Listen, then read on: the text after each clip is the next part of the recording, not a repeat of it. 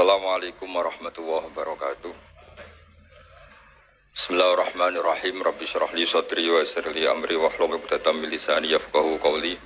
Allahumma shalli wa sallim wa barik ala sayyidina Maulana Muhammadin wa ala alihi washabihi ajmain. Amma ba'du.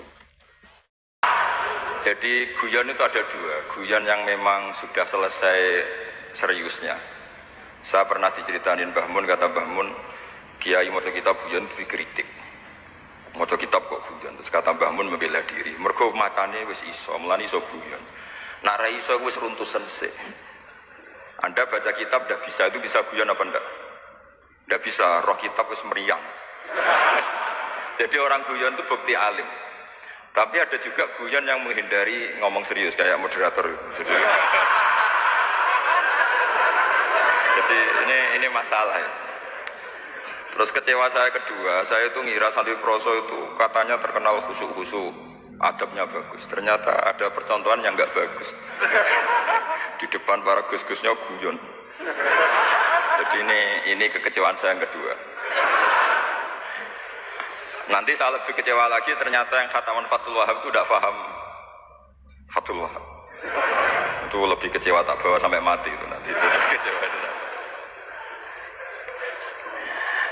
Nah begini sebagaimana makalah yang saya bikin, karena tadi moderator sudah guyon, saya berusaha menghentikan serius. Karena memang fikih itu harus dikaji secara serius, meskipun dengan pikiran yang ceria, yang riang. Saya itu di Jogja itu lama sekali dan tetap sebagai rujukan. Karena saya spesialis sering menghentikan fikih. Saya dulu musyawarah ya seperti urutan di Pulau Sol, Monitakrib, Mu'in, tapi di sana langsung mahali. Karena Fathul Wahab gak diajarkan di sawir, di musyawarah. Tapi saya pernah ngaji Mbah Mun Fathul Wahab. Dan beliau sering berpesan, nak kanggo masyarakat ojo wahab repot, nganggo mahali saja. Mahali itu kan Surahibin itu yang mensarai minhajud thalibin. Ini bukti bahwa saya ini alim betul, bukan guyon dari dak alim betul. Jadi ini bedanya saya dengan moderator. Nanti kalau nggak percaya diuji di sini di depan.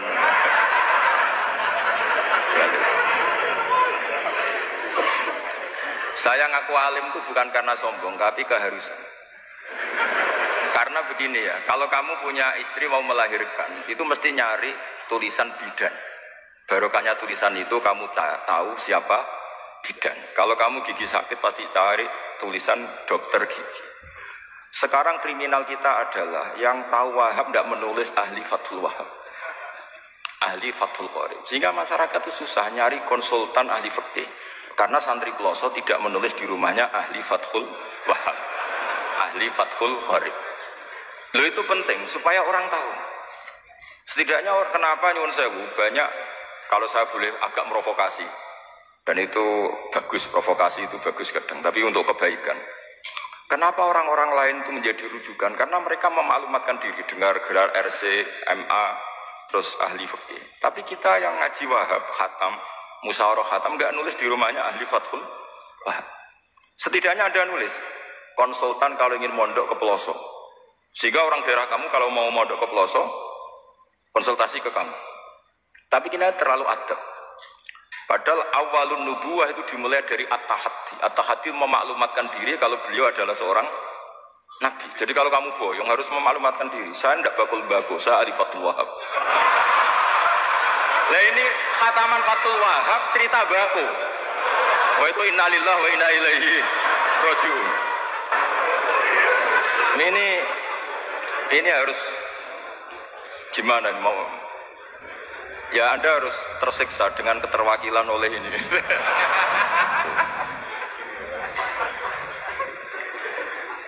Saya ini baca kitab banyak sekali, termasuk kitab Ithaf. Ketika beliau mensarai Ihya, itu cerita kitab yang saya baca fil fikhi itu dihitung mulai mazhab Syafi'i sampai Hanafi semuanya. Saya baca kitab tasawuf ini. Jadi memaklumatkan diri. Awal dari nubuwah itu memaklumatkan diri. Sehingga orang gampang nyari. Kalau orang bisa nyari bidan, nyari dokter gigi karena tulisan, kenapa orang kesulitan nyari ahli Fathul Qorib? Kalau kamu ahli konflik tulis saja, konsultan spesial cerai karena pengalaman pernah cerai, tulis saja. Kalau ahli jomblo tulis saja, ahli perjodohan. Supaya orang tahu keahlian kamu di mana. Saya di Jogja memaklumatkan diri, saya bisa baca Wahab, saya bisa baca Bukhari, saya bisa. Bukan dalam konteks sombong, karena kebutuhan umat yang ingin tatap bu'u asari Rasulullah, mencari-cari asari Rasulullah itu terpenuhi. Itu dengan ngaji orang yang ahli. Tunjukkan kalau baca kamu benar dan sebagai solusi umat. Umat ini punya problem banyak. Dan kamu mengajar dengan manhaj yang jadi solusi, yang jadi solutif, yang bisa jadi jalan keluar. Tapi kita enggak. Santri itu banyak keluar dari pondok, tapi karena miskin, sudah dari banyak bapaknya memang sudah miskin ya. Terus atas nama humol, atas nama ikhlas, terus sering menyembunyikan diri. Menyembunyikan diri, pura-pura ada alim, memang sebetulnya ada alim juga kadang itu. Akhirnya terus orang sampai nggak tahu kalau itu alumni pondok. Tapi ketika ada orang konsultasi sama pihak lain, mereka tersinggung karena kok nggak ke dia? Mau ke dia gimana? Nggak ada tulisannya, nggak ada potongannya. Malah tadi cerita mbakku segala itu kan apa ya? Nah, saya ingin kembali lagi. Saya punya teks hadis yang riwayatnya seperti ini. Meskipun hadis itu misalnya do'if, banyak aditnya, banyak penguatnya. Idza zuharatil bid'ah wal fitan. Sebagian ada tambahan wasubba ashabi. Fal yudhiril alim ilmahu. Orang alim harus menampakkan kealimannya. Wa illa fa'alihi la'natullahi wal malaikati wan nasi ajmain. Justru kalau tidak memperlihatkan kealimannya dia kena laknat. Artinya yang sopan-sopan tidak memperlihatkan kefatul wahabannya, maka malah melihatkan kembakuannya. Itu jatahnya fa'alihi la'natullahi wal malaikati wan nasi ajmain. Ya setuju ya. Pasti kena laknat. Coba betapa tersiksanya Syekh Zakaria Al-An. Tadi itu mulai ngomong tuh gak pernah menyebut Syekh Zakaria Al-Ansori. Kayak apa tersiksa? Kitabku dikaji nyebut jenengku era gelem.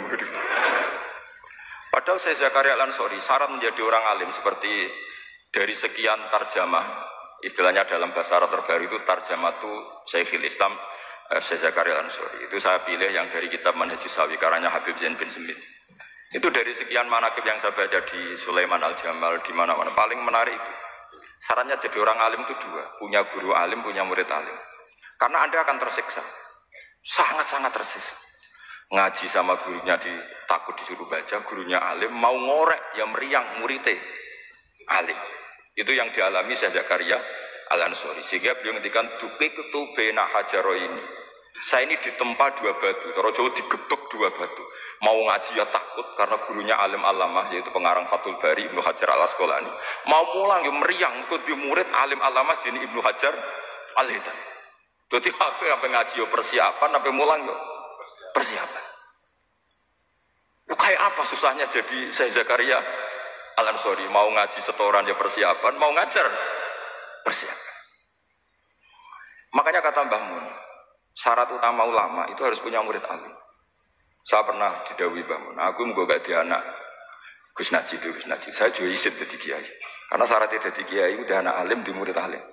Izin gak jadi kiai rasa sukses juga tak perlu. Makanya saya ketika kecelok alim itu senangnya bukan main beli, karena terpenuhi status tadi.